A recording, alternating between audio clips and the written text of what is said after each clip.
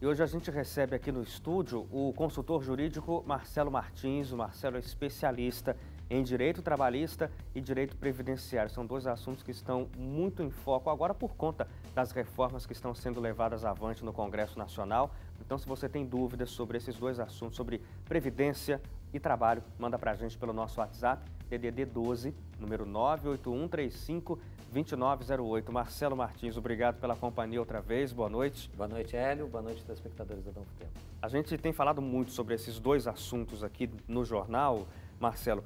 Primeiro, para poder entender bem como é que está acontecendo isso e tentar explicar para o cidadão o que está dentro dessas propostas, né? A Previdência, era a primeira que o governo do Michel Temer queria trabalhar, acabou ficando mais devagar do que a trabalhista e agora, na verdade, as duas estão meio paradas por conta desse processo todo que o governo tem enfrentado. Mas a trabalhista já passou pela Câmara, passou já pela primeira comissão do Senado, vai passar pela segunda, está dentro da segunda comissão.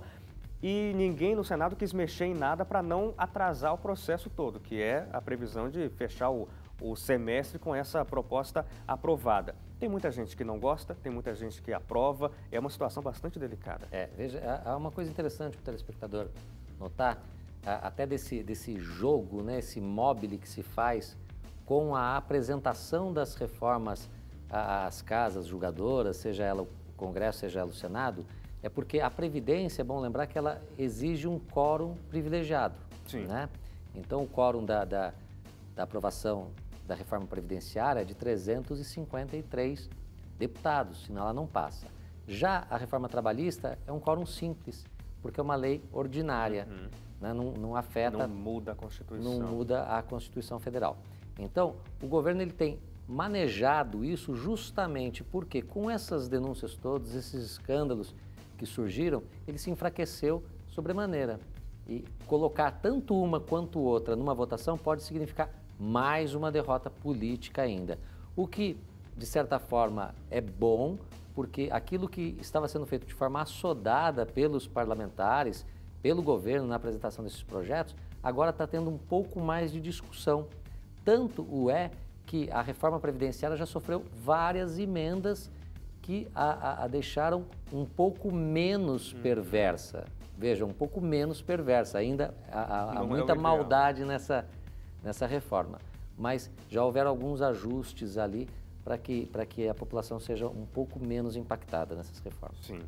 E a Maria Paula, ela tem uma pergunta aqui. Ela disse que trabalhou por 1 ano e meio numa fábrica, então ela foi afastada por 1 ano e 2 meses pelo INSS e retornou depois. E quando retornou, foi demitida. Ela pergunta se tem algum direito nesse caso. Ela deveria continuar trabalhando? Deveria. Como é que fica?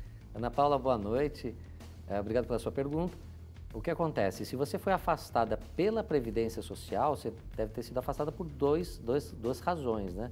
Ou auxílio doença ou auxílio acidente. Tanto um quanto o outro, eles vão gerar para você uma estabilidade. Se o auxílio foi acidente, um acidente do trabalho ou uma doença profissional ou a ela equiparada, você tem direito a uma estabilidade de 1 ano após o retorno da alta.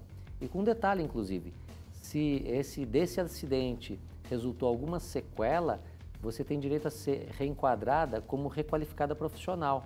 Ou seja, a empresa só pode demiti-la mesmo depois dos 12 meses se comprovar que contratou um outro trabalhador na mesma situação que a sua. Se o benefício foi o auxílio doença, que é de qualquer natureza, aí você tem uma estabilidade garantida em convenção coletiva entre 30 a 60 dias, tá bom?